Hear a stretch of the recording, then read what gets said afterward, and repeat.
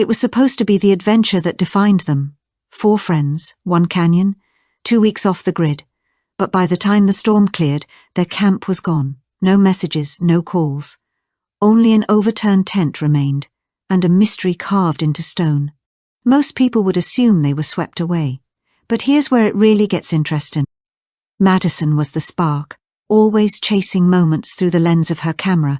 She convinced her friends this would be their escape. No deadlines, no lectures, no endless scrolling, just sky, stone, and the sound of wind. Her boyfriend Daniel didn't need much convincing. Training to become a wilderness guide, he saw the trip as more than a getaway. It was a test, a chance to prove himself against the rawness of the canyon. Ethan was harder to pull in. Graduate school had its claws in him, and his mind lived in half-finished theses and fading grant deadlines. But Madison's voice had weight, and she promised, one last adventure before real life. And then there was Lily, Madison's roommate, the quiet artist. She needed no selling point. All she wanted was to sketch the canyon walls at dawn, to lose herself in colors older than history itself. It sounds simple, right? But the trail they chose hid something no one could have predicted. Comment your location right now. I want to know where my people are locked in from. They didn't take the common tourist trails.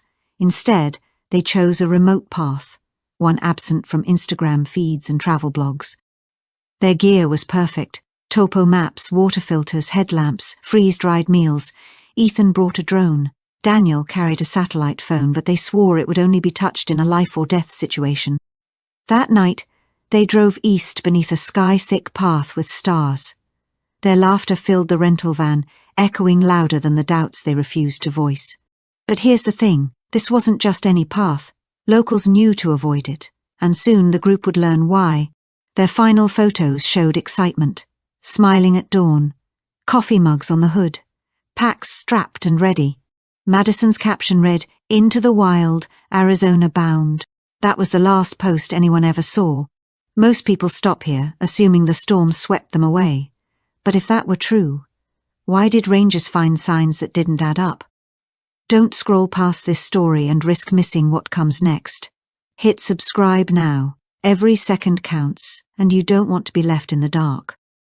A park ranger remembered them faintly. Daniel brushed off the suggestion of a permit. Madison fired off questions about canyon legends, her eyes wide with curiosity. No one worried. College kids vanished into the backcountry every season, chasing adventure, chasing meaning. 2 days later, a storm ripped through the region. Flash floods tore through narrow slots, carving fresh scars into sandstone. When the sun finally returned, the group's camp was gone. Only an overturned tent and 4 missing names whispered into the silence. When rangers returned, the group's site was destroyed, except for one detail, an overturned tent, and something inside it that raised even more questions. Madison had always been chasing something, a headline, a photo, a thrill. Writing for her college paper since freshman year, she was the type to leap into protest lines or walk into flood zones armed with nothing but stubbornness and a notebook. Her parents used to say she burned too bright. Daniel adored that about her, even when it terrified him. Daniel, on the other hand, grew up with dirt under his nails and calluses on his hands.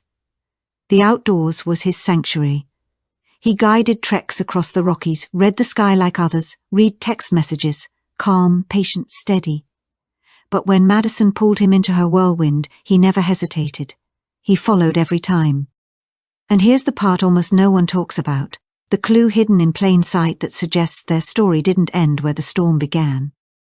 Ethan was the overthinker, a graduate student in environmental science, buried in climate data and endless graphs. He was always curious but rarely bold. He only agreed to the canyon trip because Madison dared him. A city kid at heart, he worried about everything, blisters, snakes, heat stroke, no signal bars. Still, Rachel's energy pulled him past his fears. Lily was the quiet observer. People often forgot she was there until she quietly handed them a sketch they didn't even see her make. Gentle, shy, and more fluent in colours than words, she carried her doubts like a shadow. She didn't know why Madison wanted her along, but she was grateful.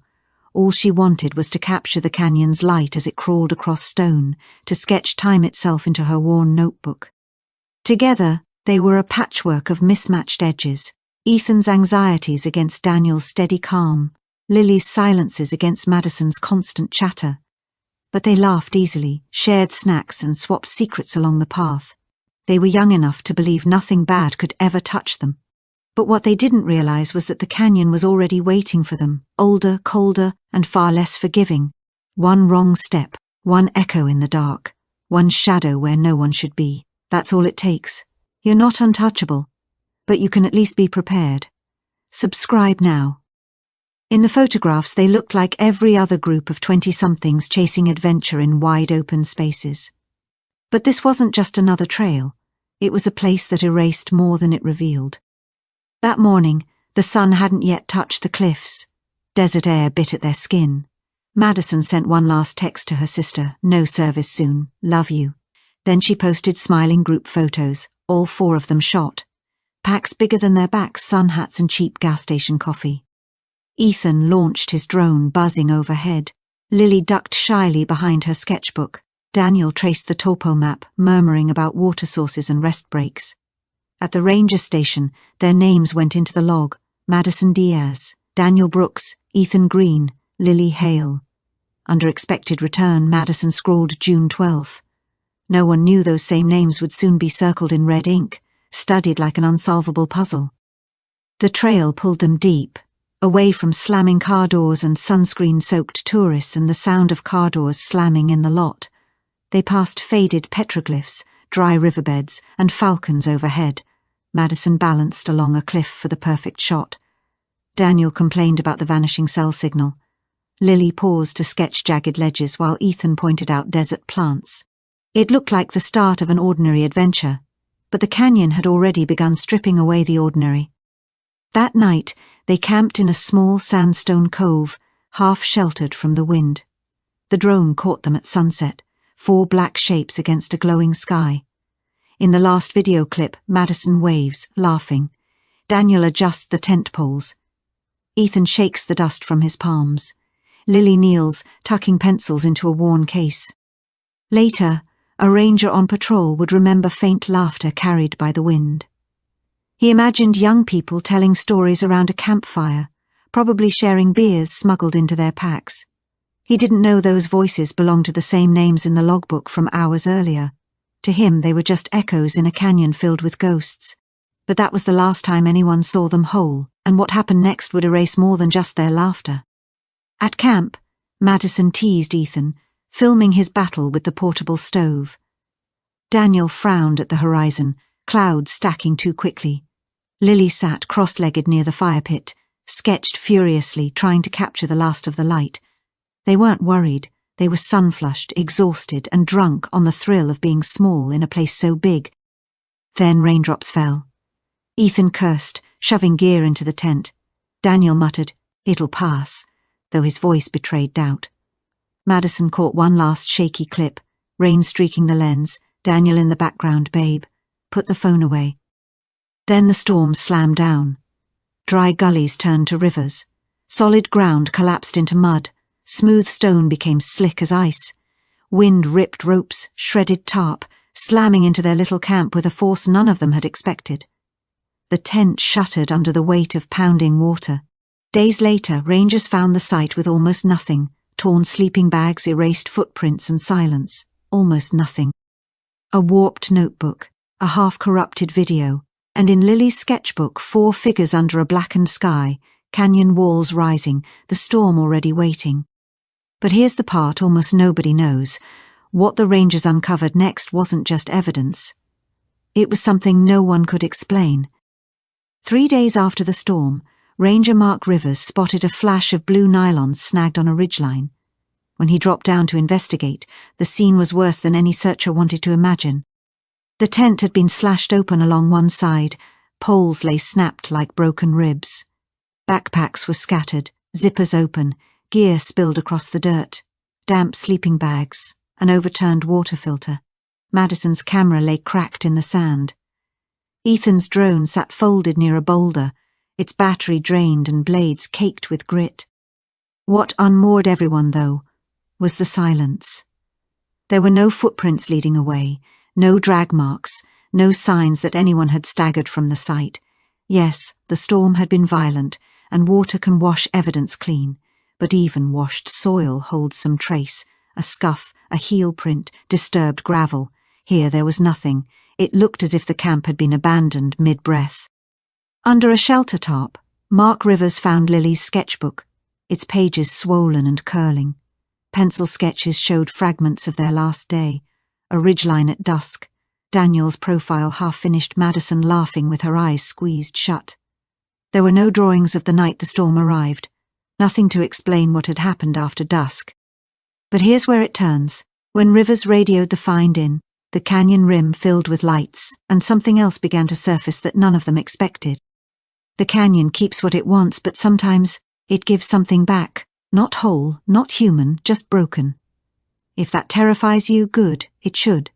Subscribe, because escaping the canyon isn't the same as escaping the truth. Rivers' radio call drew a swarm. By sunset, the rim parking lot pulsed with headlights and idling engines. Park rangers, local deputies, search and rescue trucks. Flashlights bobbed like slow, nervous fireflies. Maps were unfurled across truck hoods, routes were traced and retraced. Families arrived before dawn, faces hollow and tight. Madison's mother kept repeating, "They're probably walking out right now. They're fine." Ethan's father clutched his son's water bottle, knuckles white, staring down into the canyon as if will alone could force an answer. The sunrise smeared the sandstone in pink, unmoved, indifferent. Somewhere down there, they hoped, 4 friends waiting to be found. The first helicopters lifted off at dawn, blades chopping the air into pieces. From above, the canyon looked endless, a maze of gullies and ribs, red stone folding into forever. Dogs were brought in, paws skittered across slick ledges, noses combing at shirts and hats left behind. They circled the camp, whined, then searched outward, but no clear trail emerged. River patrols scoured the Colorado's bends for anything that drifted, a shoe, a scrap, a body. The canyon gave back nothing. Most people think the sky brings answers, helicopters, dogs, boats. But what the searchers were about to find and not find would keep the questions multiplying. By the second day, news crews lined the rim. Cameras hungrily trained on the families, anchors recited practiced tones about missing students and desperate searches. Madison's sister held the trailhead photo like a talisman. Ethan's advisor issued a carefully worded statement. Daniel's mother stood too long at the edge until a ranger guided her away. At a press cluster, Lily's father finally snapped. "Why aren't you down there?" he shouted at the search coordinator, voice cracking. "Why aren't you in every damn crevice?" His anger carried across the rocks, and no answer satisfied him. As hours turned to days, the search grid widened. Helicopters ranged farther. Climbers were lowered into ledges and overhangs. Locals came forward with off-map tips. Old mining shafts, hidden side trails, places people said you should never camp. Even charlatans phoned in visions and psychics offered leads. Searchers followed what they could, but most tips frayed into nothing. The scariest part about vanishing is you never realize when it begins. One wrong step, one wrong turn, one wrong decision, and the canyon erases you. Don't let it. Protect yourself. Get the guide today. Night after night, the families huddled near the ranger station, blankets wrapped tight, eyes fixed on the dark rim. They prayed, pleaded, cursed, some whispered bargains into the wind. One hiker swore he heard faint laughter at dawn. Another claimed to have seen movement along a distant ridge at dusk. Rangers checked, there was nothing. The days blurred and wore thin. A sandal washed up near a wash. A corner of Lily's hoodie snagged on a mesquite. That was all. No bodies, no signs of struggle outside the campsite, no trail leading to safety. The canyon, ancient and indifferent, smoothly erased footprints like a hand erasing chalk. By the end of the second week, official reports thinned. Searches were scaled back, then suspended pending new evidence. The families were left holding a silence that wouldn't be easy to fold away. But this isn't the story's end. What comes next will push investigators into a choice: accept a wilderness tragedy or follow a thread that points to something else entirely. That's when the theories began. At first, they were simple. Maybe the group had fallen. Daniel and Madison were known to push limits. and Ethan's drone footage showed them near narrow ledges, arms wide for balance, laughing into the wind. One wrong step on loose shale, and the canyon could have claimed them. But that didn't explain the missing bodies, or why Lily's sketchbook, damp but intact, was found at camp with no sign she had ever walked away. The next idea was animals, a mountain lion, maybe even a bear, but the experts shut that down quickly. Predators leave signs, tracks, drag marks, blood. None of that was there. It was too clean, too final. Then came darker whispers, foul play. A stranger on the trail, someone who took advantage of the storm, or worse, someone within the group. Madison's restless ambition, Daniel's quiet intensity, Ethan's anxiety wearing thin, Lily's habit of retreating into silence. They had their tensions. But murder? Even those who believed it had no proof. Then the darker rumours. Locals told stranger tales. Whispers of communes hidden deep in the canyon. Groups who called themselves the Keepers, people who treated the stone as sacred ground. Campfire stories claimed hikers vanished, only to be glimpsed months later on distant trails, eyes empty, spirits broken. The cliffs, the sunrise, the breathtaking views. Beauty hides horror better than anything else. People go to places like this searching for wonder, and instead, they're never seen again. This story is proof. Subscribe now, because sometimes what looks safe is the deadliest trap of all. Reporters leaned hard into the mystery, the bright young faces, the vanished camp, the canyon that swallowed them whole. News packages replayed Madison's final social post, Daniel's broad-shouldered steadiness, Ethan's drone footage, Lily's quiet sketches. Helicopters captured sweeping shots of the canyon at sunset, while candlelight vigils flickered in college towns far away. What began as a search was mutating into a story, one that refused to let go of the public's imagination. Families who once stood shoulder to shoulder began fraying under the camera's glare. Every word, every glance was broadcast, and it was during one of those tense press briefings that a single father's breaking point changed everything. It was Ethan's father, Ray Patel, who finally shattered the calm. For weeks the families had spoken in unison, carefully written statements, appeals balanced between hope and reason. But by the third week, Ray was done with reason. He stood at a podium outside the ranger station, cameras crowding like vultures. His hands shook as he unfolded his notes, but when he looked up, his voice was steady. "Enough," he said. "Enough waiting, enough speculation. Our kids are missing and nothing is happening." Behind him, Madison's mother flinched, clutching a tissue. Daniel's father folded his arms like a wall. Lily's parents stayed away, hiding from the cameras in their motel room. Ray's words carried for them all, but his pain was personal. He spoke about Ethan as a child, the quiet boy who loved thunderstorms, who grew into a young man standing at the canyon's edge, chasing adventure with his friends. He read Ethan's last text aloud, made it to camp. "Signal's bad. Tell Mom hi." Officials stood to the side, voices flat, citing active leads and challenging terrain. But Ray cut them off. "You're not looking hard enough," he said. "If these were your kids, you wouldn't have stopped. You'd be in every ravine, every cave, every damn shadow." The cameras caught everything. His breaking voice. Madison's mother turned away. The frantic scribbling of reporters. By nightfall, every outlet was replaying the clip, the grieving father demanding answers, the mystery that refused to fade. But what Ray didn't know was that the canyon was about to reveal something new, something that would make the mystery even harder to walk away from. The canyon didn't care about cameras or headlines. It stayed silent under the stars, waiting as it always had. But in the weeks that followed, it seemed to play cruel tricks. A hiker swore they saw a flare at dusk, a thin red line arcing across the sky near Horseshoe Mesa. Helicopters combed the area at dawn, blades kicking up golden dust.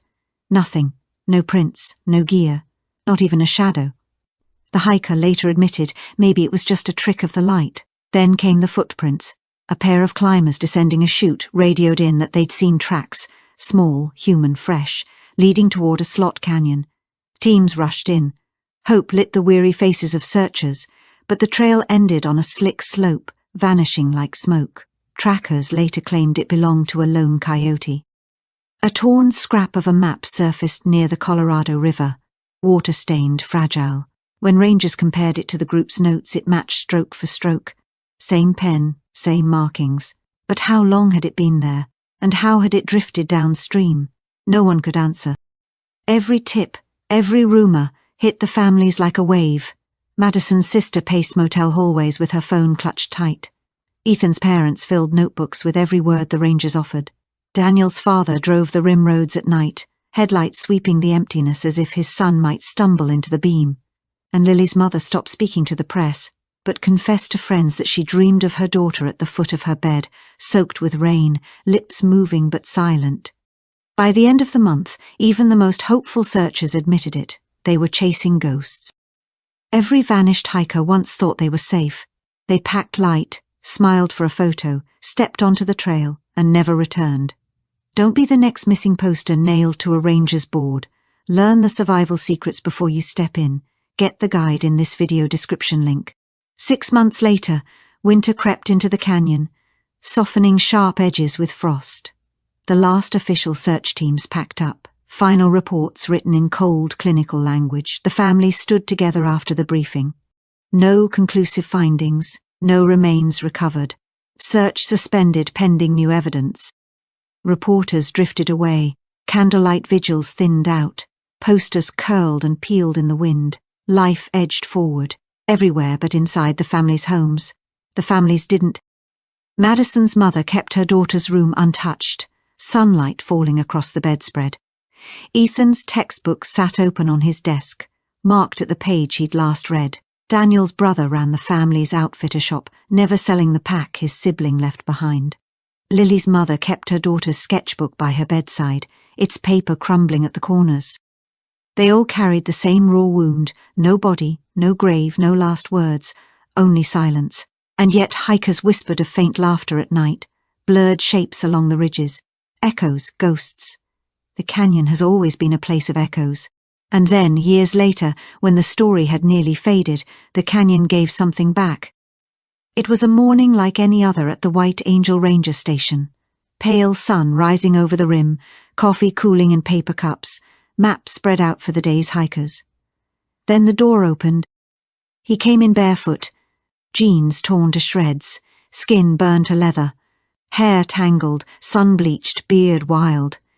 He swayed in the doorway like a man half dreaming, eyes scanning the room as if he'd stepped straight out of a nightmare. The clerk was the first to speak. "Hey, are you all right?" But the stranger's gaze slid past him, locking on a photo near the door, a poster from 7 years ago, 4 young faces grinning beneath the desert sun. His cracked lips moved. The words rasped out, "That's me. I'm Daniel Brooks." The room froze. A ranger lunged forward just as Daniel collapsed, catching him before his skull hit the floor. Shouts filled the air for medics, for radios, for water. But above all of it was one truth, heavy and unreal.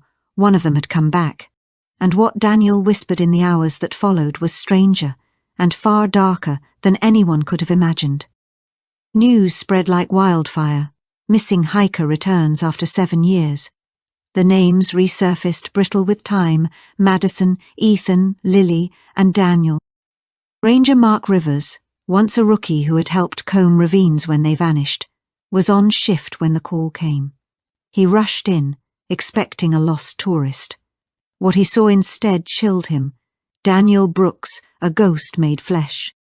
Daniel was barely conscious. Lips cracked, hands trembling, his feet raw to the bone, clothes in tatters. Around his neck, a thin leather cord tied to something he clearly couldn't part with. Mark crouched by him. "What's your name?" he asked softly. The answer came in a breath, Daniel, a flicker of a nod. Then, as if strength drained out of him all at once, Daniel sagged against the cot, his voice faint as smoke. "They're still there. They're still watching. I shouldn't have come back." The room went still. Radios hummed, but no one spoke. Outside, the canyon shone in gold morning light, ancient and unbothered. But inside, the weight of those words lingered. Because if Daniel was telling the truth, then the canyon hadn't just taken his friends. It was still holding them. Ranger Mark Rivers was just finishing his shift when the call came through. A hiker had staggered into the station. Injured, disoriented, possible exposure. Rivers jogged up from the gear shed, expecting another lost tourist.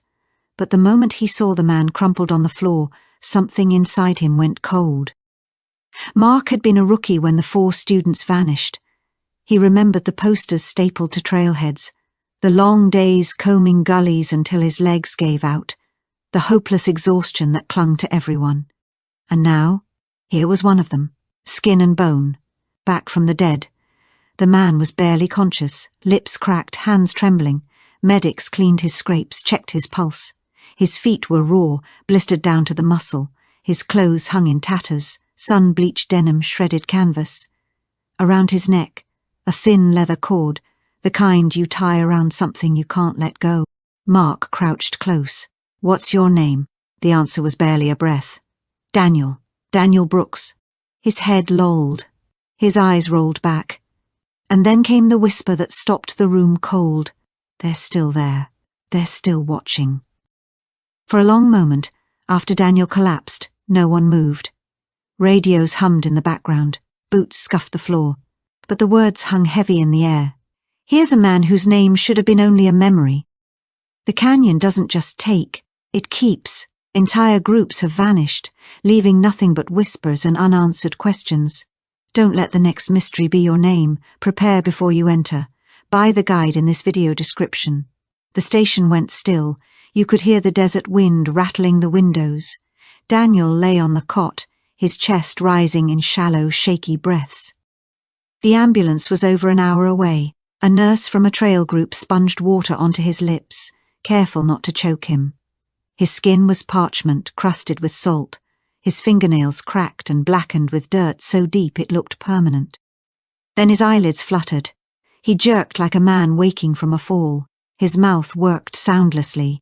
Mark leaned in. "I shouldn't have come back," Daniel rasped. His hands clawed at the blanket, clutching at empty air. His eyes darted wildly, frantic, unfocused. "They're still there. You don't know what's out there." He muttered fragments. Madison's name, Ethan's, Lily's. A string of numbers, a trail name, a warning. Then his body sagged, limp as if a fuse inside him had burned out. When the ambulance finally arrived, they slid him onto the stretcher. His weight was shockingly light, no more than the blanket wrapped around him. But what doctors discovered next raised more questions than answers.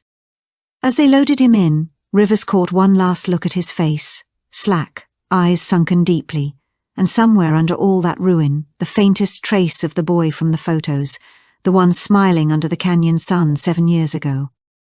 At Flagstaff Medical Center, the emergency team was briefed: long-term exposure, dehydration, trauma. But nothing prepared them for Daniel Brooks. Under the bright ER lights, every rib stood out, every spine knob pressing against the sheet.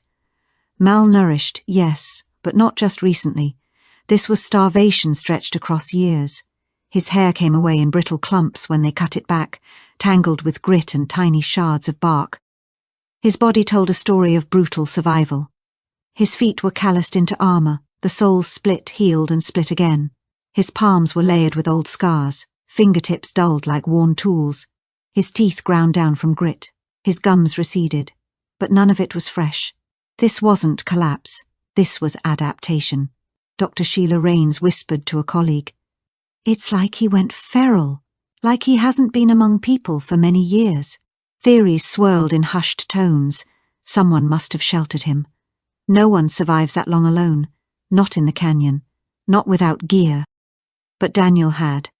And when he finally stirred awake, when the doctors leaned close with the questions that had waited 7 long years, he only said one thing. "They're still out there. If the canyon can take people and never give them back, what other stories are buried out there that you haven't heard yet?" Subscribe now, because the next case might make you rethink every hike, every trip, every time you thought you were safe in the wild. The next morning, Daniel's parents arrived. 7 years of waiting written across their faces. His mother, Jennifer, clutched a faded photograph. Daniel at 23, sunburned grin, arm slung around Madison, Ethan, Lily. Proof there had once been a before. When she saw him in the hospital bed, she froze. He was smaller, thinner, hollowed out by sun and silence. His hair trimmed back, his face cleaned, but the lines around his eyes were deep, the way his shoulders hunched as if bracing for a blow. "Daniel," she whispered. His father Frank moved first. A raw sound tore from his throat as he gripped his son's hand in both of his. "Hey, buddy, hey, we've got you." For a long moment Daniel didn't respond, then his fingers twitched, curling weakly around his father's wrist. His eyes opened, pale, rimmed in red, unfocused but alive. Jennifer pressed close, wrapping trembling arms around his shoulders, sobbing into the hollow frame of the boy who had finally come home. But Daniel's return wasn't an ending. It was only the beginning of the darkest chapter yet. Daniel sat propped against crisp hospital sheets, the 4 taped to his arm, but he looked miles away. His mother, Jennifer, brushed tears from her cheeks, whispering over and over, "You're home now, baby. You're safe." But Daniel's eyes weren't on her. They were locked on the narrow square of sky beyond the window. His face was pale, hollow, like part of him had never walked out of that canyon at all. The doctors murmured quietly in the corner. Nurses lingered at the doorway, watching. The family leaned in, desperate for words. But Daniel gave them nothing. But here's the chilling part. The silence was only the beginning. 2 days later, before sitting down with him, doctors advised caution, trauma, dehydration, and possible dissociation, but investigators could wait no longer and were out of patience. Detective Mariah Allison stepped into the room, recorder in hand, flanked by federal agents and the local sheriff. "Daniel," she said softly, taking a chair across from him. "We're glad you're safe. We just want to understand what happened."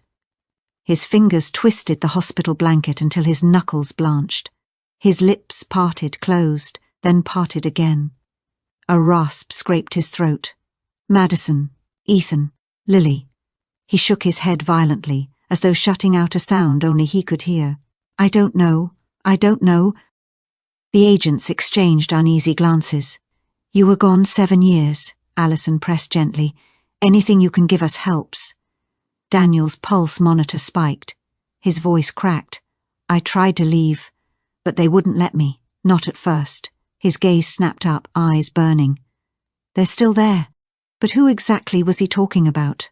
That's where this story turns darker. One wrong step. One echo in the dark. One shadow where no one should be. That's all it takes. You're not untouchable, but you can at least be prepared. Subscribe now. The words came jagged, broken, but they came. "There was a cave," Daniel whispered, pulling at the blanket. "Not on any maps. You wouldn't find it unless you already knew."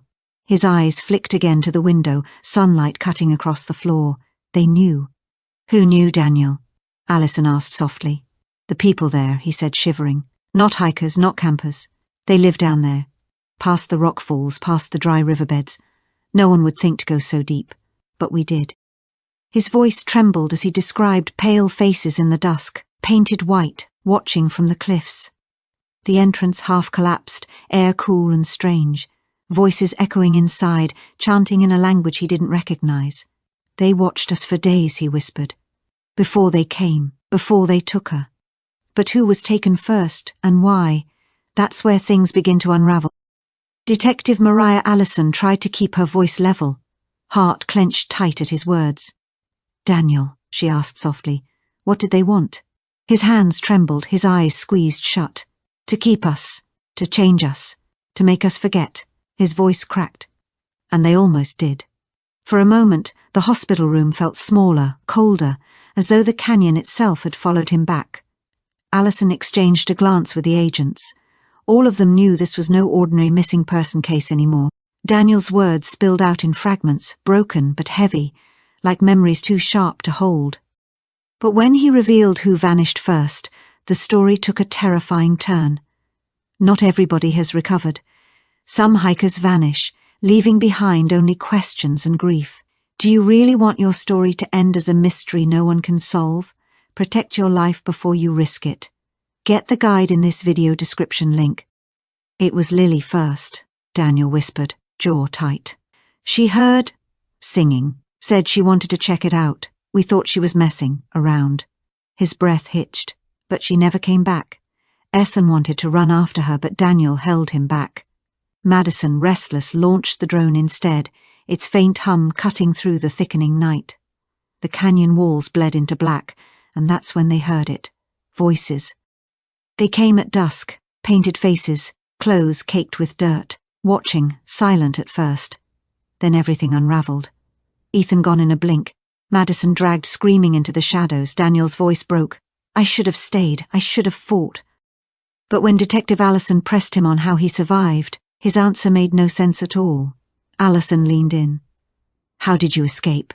Daniel gave a hollow laugh. I didn't. They let me go. His eyes darted toward the door as if the walls themselves were listening. They weren't drifters. Not lost, not hiding. They chose it. He spoke of narrow slits in the rock, hidden passages only locals or the madmen would know. The tunnels smelled cool of damp earth and old fire. Walls scratched with markings, shapes and strange symbols that still haunted his sleep.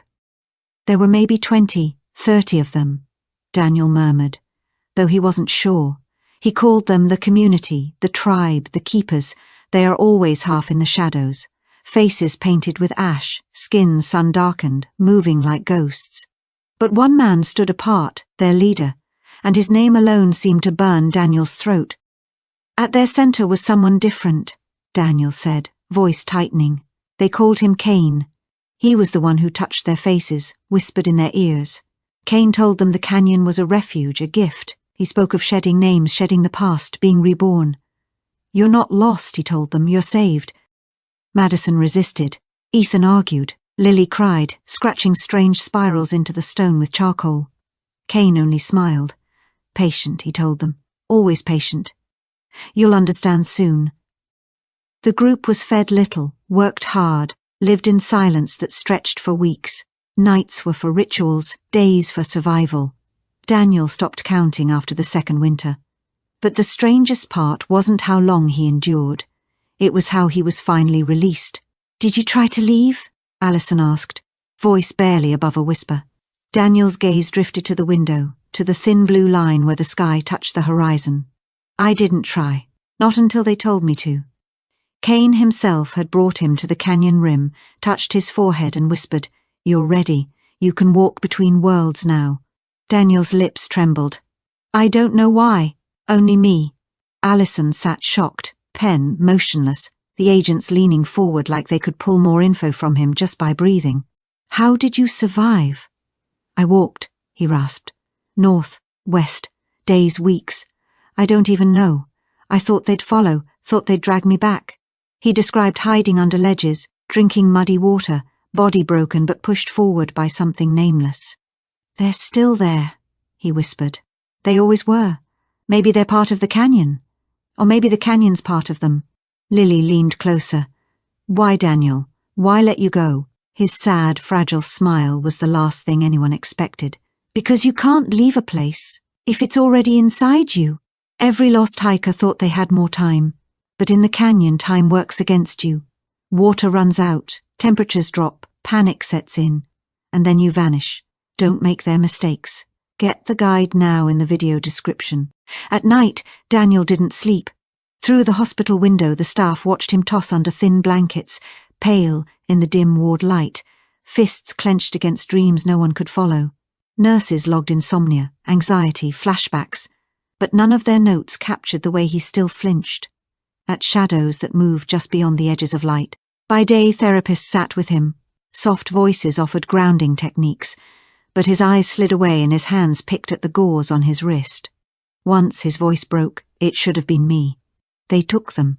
They took all of them. Why am I here? The press crowned him a miracle.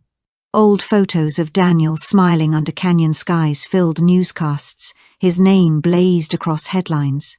But the label tore at him. When his mother showed him the paper, he crumpled as if the word survivor burned. He hated survivor. He hated miracles. At night, the same faces returned, Lily's wide eyes as she slipped into the dark, Ethan grabbing his shoulder, Madison screaming his name as the shadows dragged her away. Cain's low, patient voice haunted him too. He paced his room until his feet bled, whispered into corners, and felt each heartbeat like an accusation. The world wanted a hero. Daniel wanted the others back, and he was terrified of what finding them might reveal. 2 weeks after Daniel's return, an expanded search moved in. This time precise and heavy with experts. Rangers, federal agents, climbers, cadaver dogs and satellites sweeping above. Maps were updated with every scrap of direction Daniel could give. The narrow pass, the collapsed wash, the rock shaped like a skull. Heat shimmered off red stone as teams picked through gulches where the sun barely touched. They found traces, a ring of charred rock from an old fire, sun-bleached cloth that crumbled at a touch, fragments of bone weathered smooth. A footprint here, or just the shape the wind had made. In a narrow fissure, a climber spotted carvings, spirals and lines that first looked like nonsense, then on second glance like a language. Frayed nerves grew tighter with every step deeper into the canyon. The crackling radios and agents' low murmurs faded as the canyon seemed to close its throat, swallowing noise, light and time. Meanwhile, at the rim, Daniel waited, his eyes fixed south, his lips moving silently. It was as if he could feel them down there and knew they were still being watched. The canyon was giving up crumbs. But did crumbs point to a path, or to a deeper trap? On the 6th day, as the team debated pulling back, a ranger crawling a tight-side tunnel saw a glint. It was Madison's bracelet, thin, silver, engraved on the inside with a date and her sister's initials, clasped like it had been removed carefully, not ripped off in a fight. The tunnel's air changed, every torch beam felt suddenly urgent. The air in the tunnel seemed to change. They pushed deeper, nerves electric, flashlight sweeping every crack and shadow. A few meters in they found a faded canvas bag, a cracked water bottle, coloured pencils, a camera missing its battery. Lily's things. The canyon had returned objects, but not the people. Finding small personal things feels like an answer. But in this canyon, answers rarely come whole. Near dusk they found the biggest piece, Ethan's journal, wedged behind a fallen slab and half buried in silt. It was water damaged but whole enough. The leather cover was worn, the strap stretched thin from years of use. The team felt it in their bones. They'd found the trail but not their bodies. At the hospital they radioed it in. Daniel trembled when they told him. He begged, "Don't go back, don't dig them up, please." But the search teams had already passed the point of return. The canyon seemed to be handing over fragments it chooses on its own terms. Ethan's journal went straight to evidence, pages dried carefully, every water-streaked line read into the night. The early entries were ordinary, lists of birds, coordinates, jokes about Daniel's stubbornness, Madison's photos, Lily's sketches. Then the tone shifted. What started as normal field notes slid into something else, and those pages might be the thin rope that pulls the whole story taut. Halfway through the entries, the handwriting phrase. First, a note about feeling watched. Thought I saw someone near camp last night, tall, thin, at the edge of the firelight. Madison says I'm jumpy. Then the dreams, can't sleep. Keep hearing that voice, soft like under the rock. I think Lily hears it too. She's been drawing circles in the sand. Those lines changed the search from physical to psychic, a map of warning signs leading inward. The investigators kept turning the pages, each blurred line increasing the pressure, as if the paper itself were being pressed into a confession.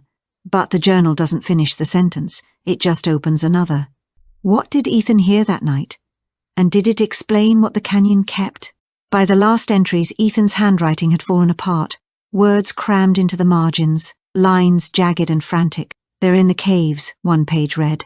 Not animals, not people like us. Madison wanted to leave. Daniel had begged them to stay calm. Lily had gone silent. And Cain, always Cain, came again that night. We're part of this now, he had told them. The final page was a mess of ink dragged by a trembling hand. One word scratched over and over until the pen ripped through the paper. Stay. But here's where it really gets unsettling, because that single word would fracture everything the families thought they knew. When Ethan's journal surfaced, it hit the families like a hammer through glass. At first, relief, something tangible, something left behind. But as the pages were read, relief twisted into confusion, and then suspicion. Madison's mother clutched the journal to her chest at the first press conference, her knuckles white.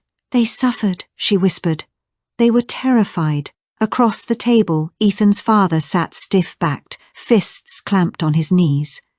Daniel was there, he said coldly. He's not telling us everything. He knows more. He's holding it back.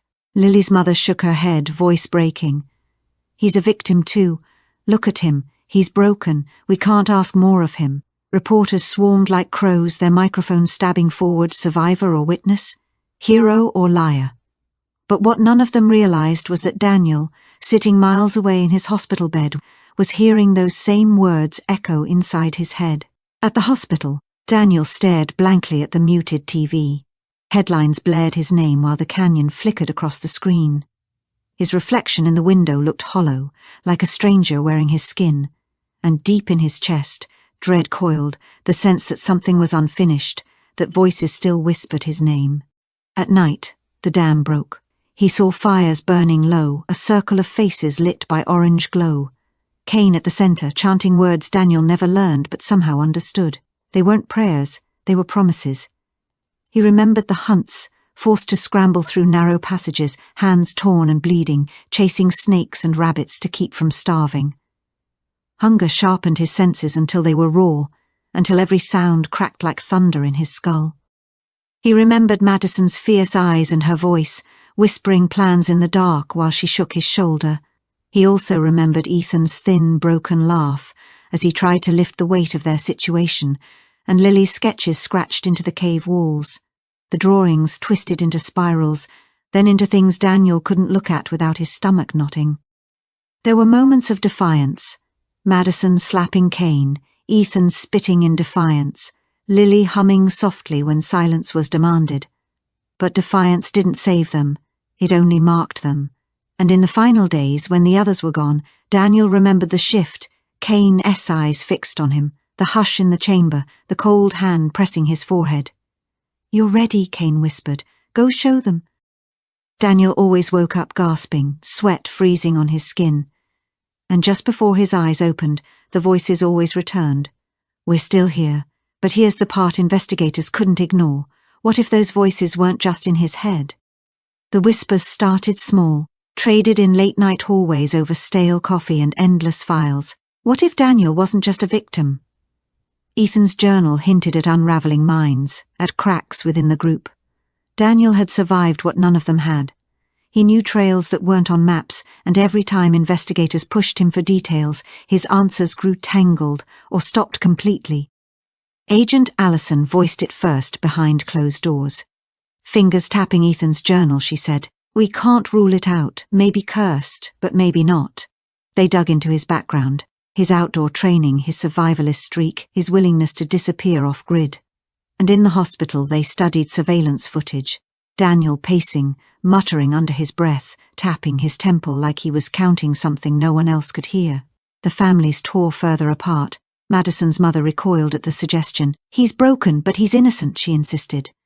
Ethan's father spat back they needed a leader, or a scapegoat. When Allison requested another interview, Daniel's doctor refused. "He's hanging by a thread," she warned. "If you push him, he'll snap." But what if that was the very thing Cain had prepared him for? The agents didn't stop watching Daniel, even when the doctors begged for space. They scanned every frame of the hospital feed, noting the smallest twitches, the pauses, the mutters, the way his eyes locked on the window like he could still see the canyon breathing. In one grainy clip he sat at the glass, lips barely moving. The tech boosted the sound. Just 2 words escaped his mouth, "Not done." But what did Daniel mean by that? And who exactly wasn't done?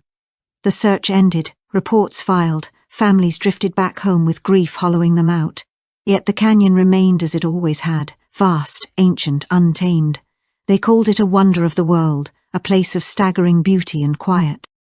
Scientists charted fossils, tourists snapped sunrise photos, locals whispered of the other side of beauty, echoes that weren't theirs, figures too tall and too still at the ridges, fires that vanished when approached. Some things can't be put on a map. There are places where sound twists strangely, shadows fall oddly, and compasses fail. Locals tell stories of figures seen at dusk, of campfires that disappear when approached, and of shapes along the cliffs that are too tall, too thin, and too still. Daniel wasn't the first to emerge from the canyon a changed man, but if the canyon chooses who comes back, what price does it demand? Night falls faster than you expect. 1 minute you're watching the sunset, the next you're surrounded by darkness with no clear path back. That's how people vanish. Don't let that be you. Buy the guide today in this video description. But the canyon never gives everything back. Even now, if you stand at the rim in the hush just before dawn, you might hear it, laughter caught in the wind, a faint voice calling from below, a flicker of movement at the edge of sight. Or perhaps that's just the canyon's way of reminding you that wonder and terror are two sides of the same stone. It wasn't agents or doctors who reached Daniel. It was his sister, Annabelle, slipping quietly into his room. She sat cross-legged on the chair for so long, watching her brother's hollow frame under the sheets. "Dan, do you remember that summer at the lake house?" she whispered. "We stayed out too long on the water and Mom was so mad. A breath, a small laugh. You told me once that if we don't tell Mom everything, maybe it won't all be bad, remember?" He flicked his eyes toward her for a second. Annabelle reached for his hand, which was cold and dry in hers. "Dan, they think you're lying," she said, her voice breaking. "Are you?" A thin silence stretched between them. His fingers twitched once, twice, then just a whisper. Then his gaze slid past her, fixed on the horizon beyond the window. His voice came thin, cracked. "There's more." Annabelle's heart thudded. "Then tell me." But he only closed his eyes and breathed words like a prayer. "They're still there. If they're still there, then who, or what, is Daniel truly afraid of?" Headlines shifted. Reporters chased fresher tragedies and the press moved on. Families faded back into their towns, carrying pieces of grief and anger like broken glass. Daniel remained in the hospital, a figure caught between worlds, name slipping from fact into a whispered legend. Meanwhile, the canyon stayed silent, swallowing truths the way it swallows sunlight at dusk, beautifully, without apology. The canyon remained as it always has, vast, ancient, and unmoved. For every trail that's mapped, a dozen remain hidden. For every stone studied, there are caverns no light has ever touched. People come searching for wonder, for challenge, for escape. Some leave with memories. Some leave with scars. Some never leave at all. The investigators traded theories, but the canyon never answered. It swallows truth the way it swallows light at dusk, slowly, beautifully, without apology. Maybe that's why hikers pause at the rim, sensing something they can't name pressing at their skin. Maybe that's why stories linger of laughter carried on the wind, of faces glimpsed in the rocks, of shadows that don't belong. Not everything is meant to be solved. Not every survivor returns whole. In the end, the Grand Canyon keeps what it wants. And when it does let something walk out, it never comes back untouched. The silence of the canyon is beautiful, until it isn't, until it swallows voices, footsteps, entire lives. People vanish into that silence every year, and not every story makes the news. Subscribe now, because the ones you haven't heard are the ones that will haunt you most. The scariest part about vanishing is you never realize when it begins. One wrong step, one wrong turn, one wrong decision, and the canyon erases you. Don't let it. Protect yourself. Get the guide today in the video description. See you in the next video.